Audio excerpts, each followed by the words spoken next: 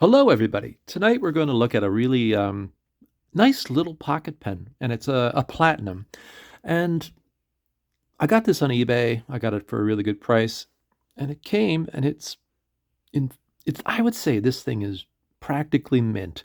When I cleaned it, there was some ink still in the section, but other than that, this thing almost seems like it's barely been used. It's from the 1960s, maybe late 60s. I'm not too sure exactly the date. If not the 60s, it's early 70s for sure. But I would put this in the 60s. If you know the date, please let me know in the comments because that's actually really helpful to me. I like to keep track of all these things. I was on Richard Binder's website, and he had a section about Japanese pocket pens, and it's really informative. I'm going to post a link to that in the description below. And this pen was listed and in the uh, in the history, and he didn't give an exact date, but it was kind of interesting, and it gave me a little bit of information about the pen. Now, Japanese pocket pens, they started with the Sailor Mini in 1963, then Platinum came started making them, and then Pilot. So they became the big three of pocket pens. And I've kind of become a little bit of a fanboy in regards to pocket pens. And you can still get pocket pens. You think of the Kaweco Sport, that's obviously a pocket pen. And of course, the famous Pilot E95S, which is the modern equivalent of this design from this that was so famous in the 60s. So you're going to have to excuse my lighting. It's a little bad tonight. I decided to shoot this in the evening. Something to do. So yeah, anyway, this is the modern version, modern Pilot, and it's a beautiful little pen. And as you can see, these two, the Platinum and the Pilot, are pretty much exactly the same. Um, One thing I've noticed about vintage pocket pens, in comparison to the modern Pilot, they tend to be, even though they're essentially the same size, length, cap is the same length, body and section are often the same length. There are some differences. They tend to be a bit thinner and smaller in some ways. They have smaller nibs. Weight wise, I didn't weigh this. This is actually pretty close in weight, but if you look at it, the cap is much thinner. The diameter of the body and barrel is slighter. So I'm going to put that away for now and look at this little beauty. And hello to my cat. I have three cats now. We have three cats now. Love them both, but boy, they love being in videos. And this is a Maya, as you can see with her foot. Oh. So this little pen, and she's very interested in helping, is it's a rhodium a rhodium plated pen.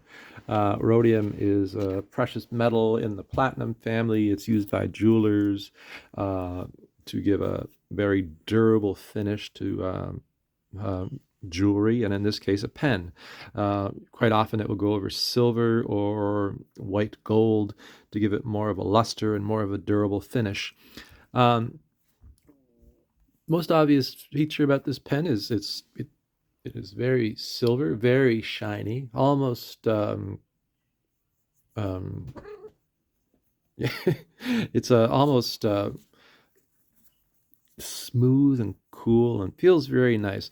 There is a series of engraved lines in the pen cap. You can just see it there, and that's also in the body. You can, as you roll it, you can see this engraved pattern.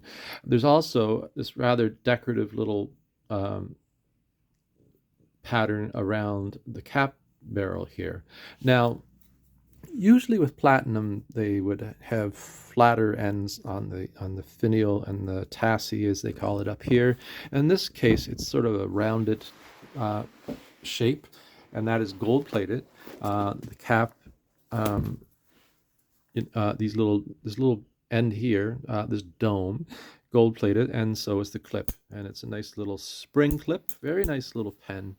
Um, and the great thing about pocket pens is they're so small, of course, when you see them, but as you uncap them, they turn into a full-size pen, actually a very generous size pen. And this pen here has a, the section here is plastic, really nice sort of baby blue color, robin's egg blue color.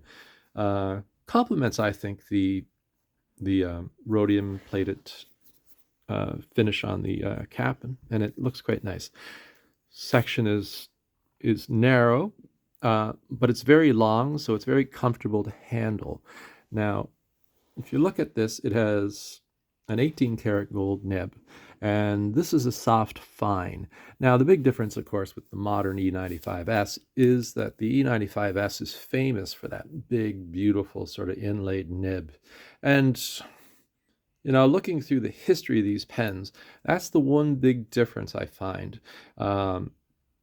in vintage as compared to the modern E95S. Vintage pens, the nibs are, in comparison, quite small. But don't let that deceive you, because they are quite often very interesting writers and a surprising variation in nibs.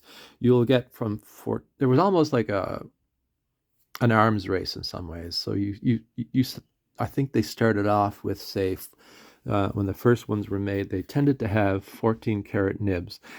And as Platinum and Pilot came into the scene, they started competing with Sailor, and they started actually coming out with 18 karat gold nibs, and then up to 1 karat gold, and I believe there were even 22 karat gold nibs. So this has an 18 karat gold nib, soft fine, and interesting how a lot of vintage nibs had so much variation. For instance, this is a soft fine, but you would also see like mediums, of course, extra fine, fine, broads. You would have script nibs. You would have manifold nibs. Manifold nib is designed to say, like, for office work where you're writing on several layers of carbon paper. So that would be an interesting nib to have if you're working in an office. My gosh, my cat's really enjoying this show tonight. So anyway, so not much more that I can tell you about that at the moment about this pen exactly. The date, I don't know. Richard Binder didn't really have a model number or much information about it. But one thing, as you look through, say, photos, you see a lot of variation, like a lot of different colors were being used, lots of different finishes. There was decorative patterns on some of the pens. Platinum got into very almost, floral patterns and hearts, and there was all kinds of fun little things going on. So if you got into the hobby of collecting fountain pens and you went down the pocket pen rabbit hole, you could essentially become a collector only of pocket pens and always be finding something interesting and new to find, to collect. And that's kind of the fun thing about it. I'm going to do a quick little writing sample. So the quick brown fox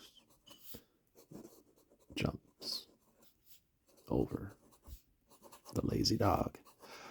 Now, it's not what I would call a flex nib, but there is a surprising amount of line variation occurring in this little soft nib.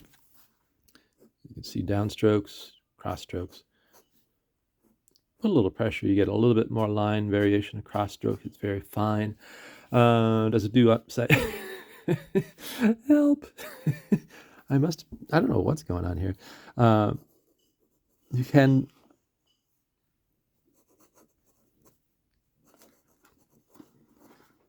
you can do reverse writing. Not that I have ever really figured out why anybody needs to do reverse writing. I am holding off a cat and petting her as I do this. Um, so these pens, when they came out, were they used cartridges, uh, and some of them do fit converters. This one, I think, this one just has a platinum cartridge, and I put Pilot Irizuku Konpeki in it. I don't know if this one would hold a converter. I've had a couple other ones, and they did hold converters. And boy, what a lovely cat you are tonight. I love you, but you're being so weird. Anyway, I think what happened here is I sat in her chair. She was sitting in this chair before I came up, and boy, does she want her chair back. So anyway, here we have it. So yeah, this is just a little platinum pocket pen, and it's really lovely. And if you know if there's a model number to this pen or the year, let me know in the comments. On the nib, there's a P logo, platinum, the P. I don't see the yeah. So that might help me give a date to it. But anyway, yeah, beautiful little pen. I hope you liked the video. If you have any information about this pen, let me know in the comments. That's one of the reasons I like doing these videos. I'm not an expert or anything like that. I'm a hobbyist, and I'm always looking for information. And YouTube is a great way for me to find out information. So anyway, I hope you have a great night. If you liked the video, give it a thumbs up. If you're new around here, please subscribe to the channel.